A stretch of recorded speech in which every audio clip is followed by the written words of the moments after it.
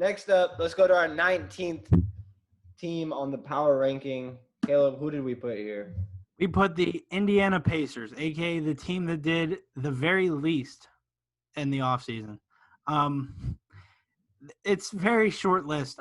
Incoming, Cassius Stanley and Jalen Lecque. I'm not even sure how you say his name. I like that. I'm going to make it all French. That's what I used to do with Marquise Colston.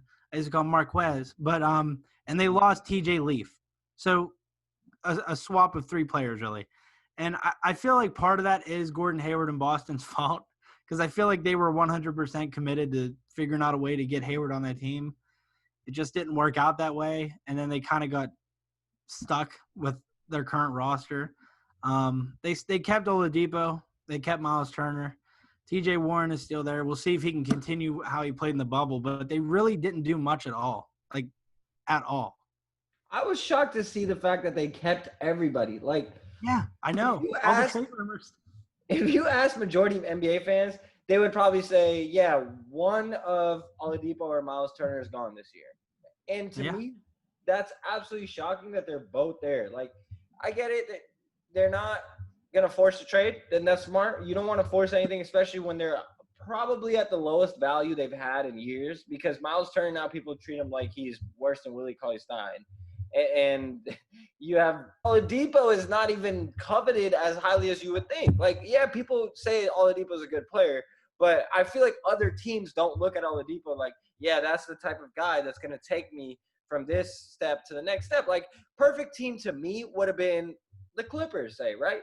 Because the Clippers are a team that kind of need to take a risk. And, yeah, Oladipo doesn't fit that timeline, and Paul George is a better player.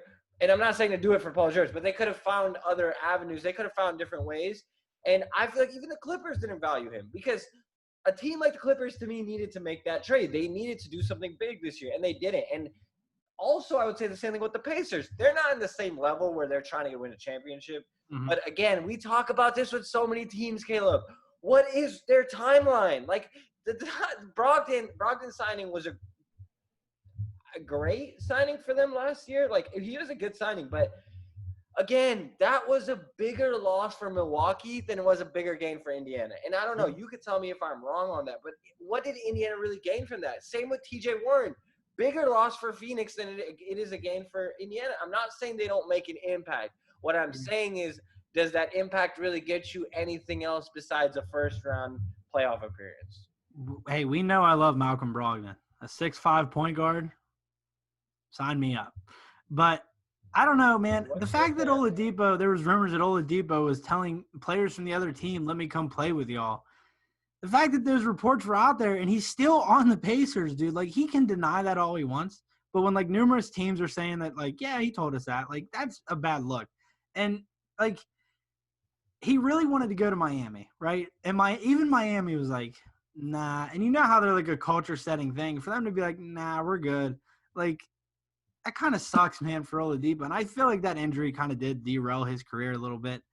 But I don't know. And the way people talk about Miles Turner now, like you said, like he's some sort of Willie Cauley-Stein, like he's lesser than him. That's kind of ridiculous to me because I'm a Willie Cauley-Stein fan. I'm not a – whoa. Whoa! No. I'm a Miles Turner fan, right? And I've been on record, even when they were coming out of the draft, I said that Miles Turner was going to be better than Okafor, okay? So, admittedly, I'm more committed to Miles Turner than most people are. But the way they talk about him is like this useless, overrated player. I can't believe it. Like, sure, he has his rebounding inconsistencies. Defensively, he's a little bit overrated, but he's still a decent player. And I feel like people think he's overrated because they set this giant expectation that he's going to take this massive leap, and he didn't. He stayed a consistently good, decent player. Everyone's like, well, he sucks now. It's like, no, he doesn't suck. He's still good. He just didn't live up to your expectations. So I like Miles Turner. They did overrate a lot of those players on Indiana. Mm-hmm. Like Oladipo was overrated as soon as when he made that jump with Indiana. I feel like a lot of people are like, "Oh, okay, Oladipo has a chance to be an all-star. It could be a superstar one day." That to me was a stretch. And I'm not saying a lot of people are saying that. There were some people. Mm-hmm. Miles Turner, same thing. There were people saying that this guy has the potential to be one of the best, like the best big in the league, like better than Joel Embiid. Again. Yeah. These expectations, and even now it's Sabonis. Like I feel like a lot of people are like, yeah, he's a lot better than he is. But if you really look at the All-Star with Sabonis being All-Star in the West.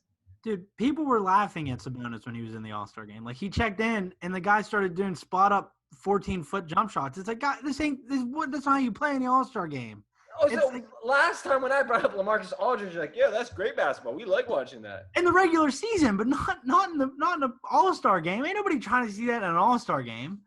That's true. That's also why people made fun of Al Horford. Anytime Al Horford makes it. When Al Horford made it for the Celtics, even Celtics fans were laughing at it. And we were like, come on. And, like, they were like, I wonder who the last pick was. Because it was the first year they did that, like, fantasy draft type thing.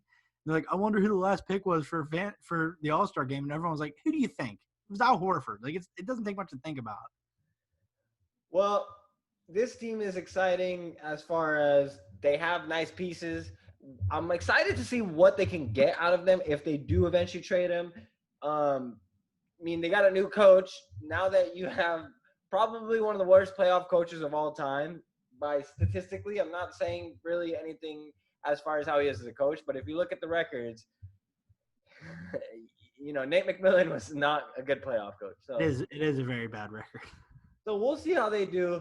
Let's go to our buy or sell segment, Caleb. First off, let's go to Victor Oladipo. Play the game to win championships, and that's what we're doing here. In the championship level team, championship level atmosphere, so that we can get to the championship. So that's the goal, and that's my individual goal as well.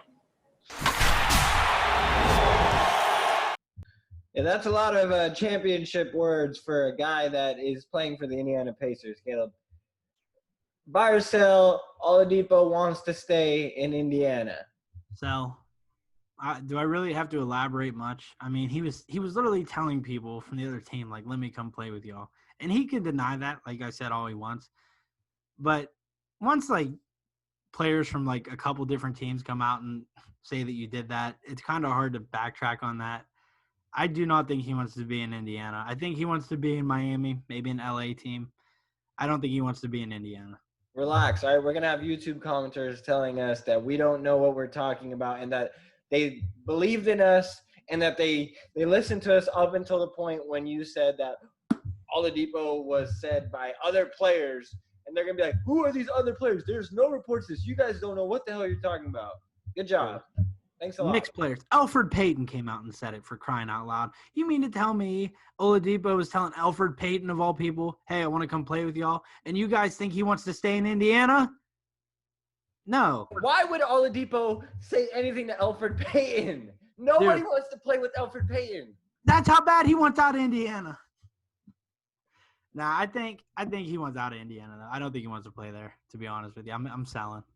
Yeah, I'm going to sell too. Again, he can go on Fat Joe's lives and say, oh, I want to stay here.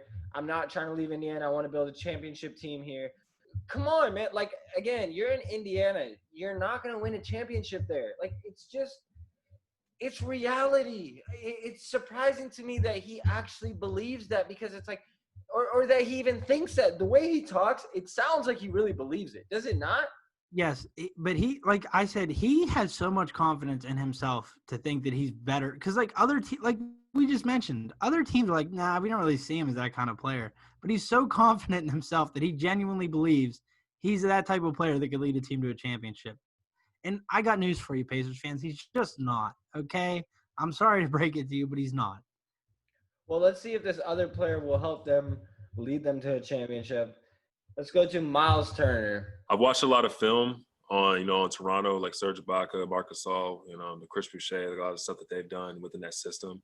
I just think it's very free flowing. It's a new age NBA, and I'm excited for what's to come. I think that I'll be able to have a little more freedom, within this style of offense, be able to kind of go out there, shoot the ball a bit more, and just continue to be myself. I just think that it fits my style of play, more than anything. So I'm excited for what's going to develop here over the next couple of days.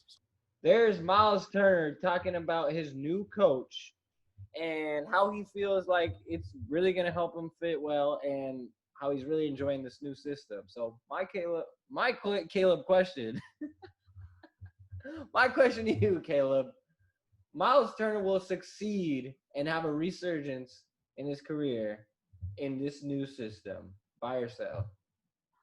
Like I mentioned earlier, I'm a big Miles Turner fan, so I'm going to buy this. I don't care if anybody agrees with me. He's only 24.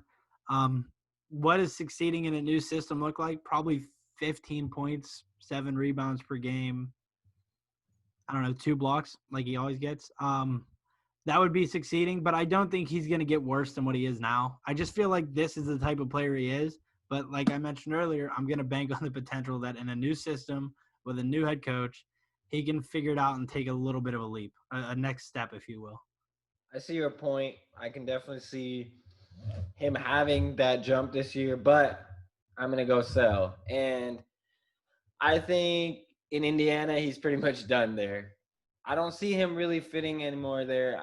I just, with that roster, it's like, well, after a while, certain players just don't fit in certain places, right? Like, a team just kind of needs to trade you and find the right position for you, find that right. I feel like that is Aaron Gordon to a T for Orlando. I feel like he was in so many trade rumors, and it's like it's apparent now that, like, listen, he's not going to be able to take that next leap there. You got to get rid of him. I see where you're coming from with Miles Turner because it's like that point now. Trade rumors for what, the past 2.5 years? Still on the roster somehow? It's not going to work out. Like, he's not going to take a bigger leap. Yeah, so to me, it's just like, why not see what you can get from him and help him? Like, it's good for him to kind of be able to have that resurgence of his career. I think if you do trade him this year, he will have a nice resurgence of his career. For example, trade him to Boston. Like, for you guys, how you said, say you put him next to a guy like, who do you guys usually have as a 4? Tatum. Tatum played 90% of his minutes at the 4 last year. Okay, so but that was because Gordon Hayward was there. If you put him next to Jason Tatum, I think that's a great fit. Like, again, you put a guy that is all inside game. And, yeah, he can take an outside shot too.